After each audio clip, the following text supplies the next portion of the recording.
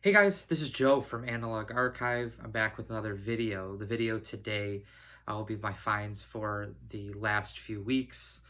Unlike last month where I really was struggling to find a lot of stuff, mostly resorting to online, especially Discogs, this month was different.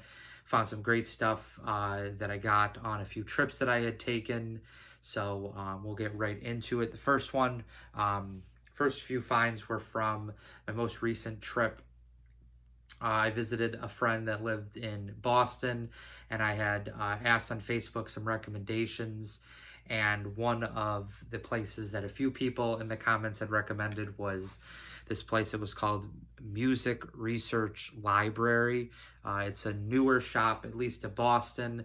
It started, I think, about less than 10 years ago in Providence, Rhode Island, and then they decided last year, early in the year, that they, I think, just wanted to kind of change some things up, and they decided to move up to Boston. And so I checked out the store. People had said it was a really highly curated place, had a lot of like jazz. Photos from Instagram looked great, so I was really excited for it, and it definitely didn't disappoint. I can't recommend that store enough.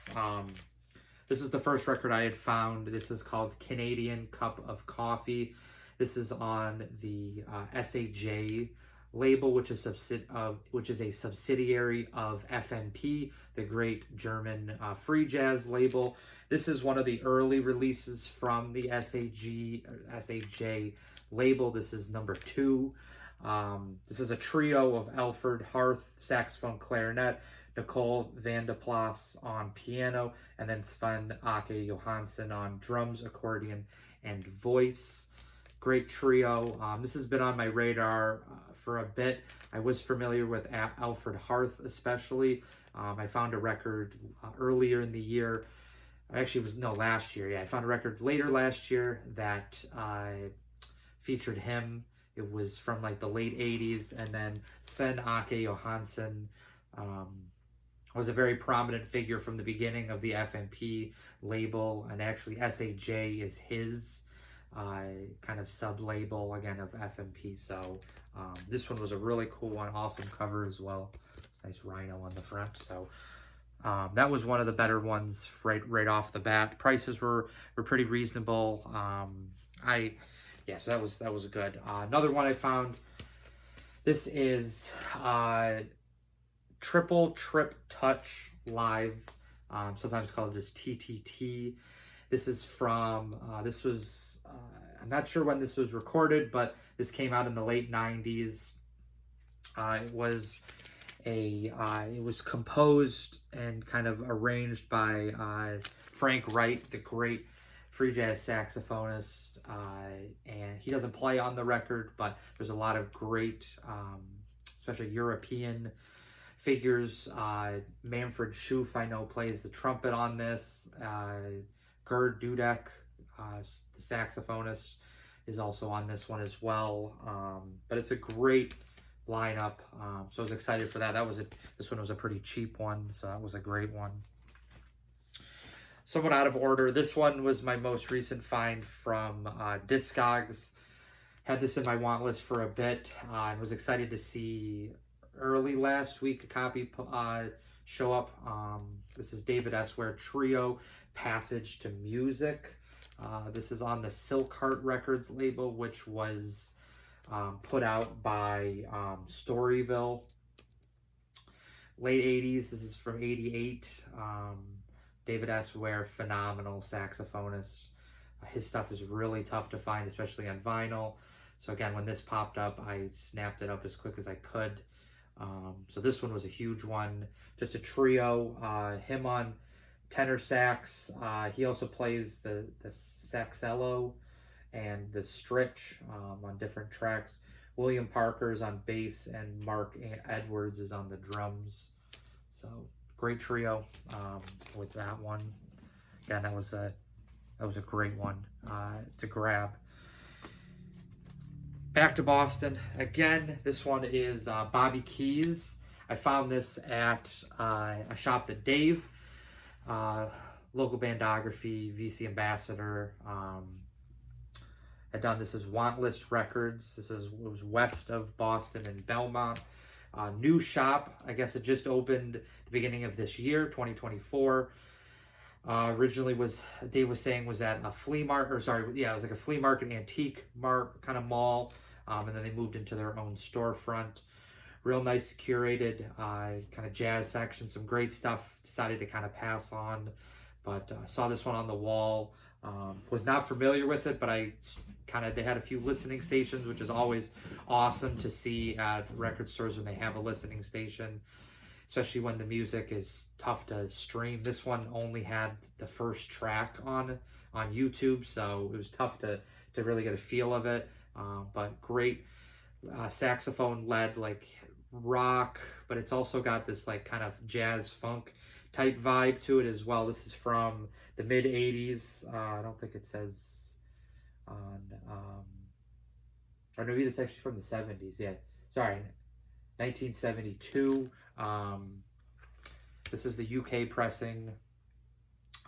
So it's, yeah, great one. Really knew nothing about that record, so it was cool to stream that, and a little change of pace as well. For a while I was collecting jazz funk and kind of stuff like that, and so to find that was a really great one. Another one, kind of jumping back and forth, but this is another music research library one from Boston. Definitely had a theme, picking up stuff that had animals on the cover. So this great hippo cover. This is called Chamber Pot. This is a UK free jazz record from '76.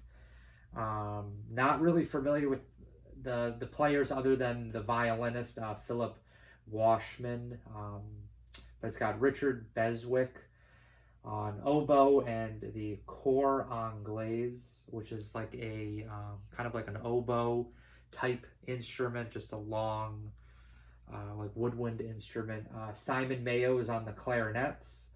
Again, Philip Washman violin, and then Tony Wren is on the double bass. So great quartet. Again, was not familiar with this one, but this cover really popped, and they also had a listening station at Music Research Library, so was able to stream this one, listen to this one on at one of their listening stations. So that was awesome. Great one. And then this is the last one that I picked up from Boston. Again, I found 4 things at Music Research Library. This one was a real exciting one. This one was on the wall. This is Shamik Farah and Somlia Smith, The World of the Children. This is on Strata East, originally from the early 70s. This is the second press, from 77 actually, so this is a little bit later, but this is the second pressing from the 90s. Was just excited to find a copy of this. I know the original sells for several $100s, mid $400 to $600, and to get this was $50. So great one there. Shamik Farah alto sax, Joseph Gardner trumpet, Somlia Smith piano, Kyoto Fuwara is on bass, Milton Suggs is also on the bass, Freddie Wren drums, and then Tony Waters is on percussion. Again, originally recorded in '76, came out in '77. But yeah, really excited for it. At first I thought it was an original. The label looks very like kind of classic 70s Strata East, but I looked it up. It was from the 90s, but I streamed it just to get an idea of what the quality was, and it sounded amazing. So very excited for that one. The last few, except for the last one, are all things that I got from a Carolina Soul auction a few weeks ago. This one was definitely the biggest piece. Rashid Ali, Frank Lowe, Duo Exchange. This is on Rashid Ali's label. It's called Survival Records. There's only a handful of records on the label. He had at least 2 or 3 records where there was varying size of the groups, but also every album seemed to have different musicians on it. This one's just a duo. Frank Lowe, the powerhouse saxophonist. I absolutely love Frank Lowe. His stuff, similar to David S. Ware, really challenging to find for the most part. So this is a huge one. Very happy to have found this. Rashid Ali, great percussionist dating back to the mid '60s, really getting his name out there with John Coltrane on his later releases. I believe he features on Ascension, and then he also was on probably one of my favorite John Coltrane releases, Interstellar Space, just a duo between them. So knew what I was getting into. Love his approach to percussion, just drums, just real power to it. So was very, very excited to grab that one from the auction. This one, in my last recent finds video, I had shown a later pressing of this. This is the original pressing. This is Sonny Murray on Even Break. I think it's Even Break. BYG Actuel, number 32. This has got Bayard Lancaster on the saxophone. That was one of the reasons why I bought it. There are some like vocals on it, but it's done really, really well. You got vocals, and then the rest of the musicians are kind of soloing and playing behind Sonny Murray. So this is a great one. Sonny Murray's another guy who was on quite a few ESP disc records in the '60s.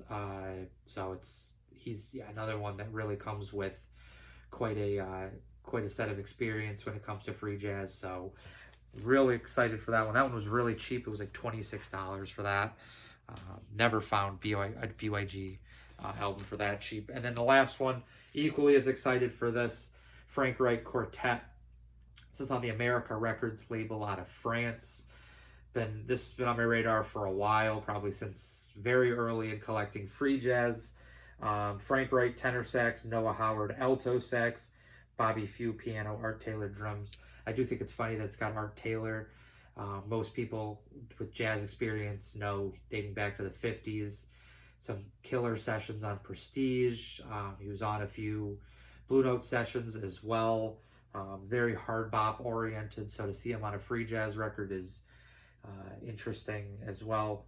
But you can't beat Frank Wright, Noah Howard duo saxophonists, both of them bringing their own approach, but equally as incredible. So this one was a huge one as well. And then the last one, taking a trip to Rochester about 2 weeks ago. This one I had known about really for a long time. Probably my favorite jazz musician, Grant Green, live at Club Mozambique. This was released in November of last year, 2023. Quite a few different pressings of it, different colors from Third Man Records. Was really holding out for a black vinyl version. And I wanted to find a copy in person. So a few weeks ago, found one at the Bop Shop. So was excited to grab that. Well, change of pace, more jazz funk as he got into the early 70s. And then I think I talked about it in a few videos ago. I don't really collect a whole lot of CDs. I grew up listening to CDs, but as I kind of transitioned to vinyl a few years ago, well, like 7 years ago now, I don't really collect a whole lot of CDs, but I really have a thing where if I find Peter Brodsman CDs, I buy them. So found 2 CDs at the Bop Shop. This one is called Medicina. This is a trio, Peter Brodsman.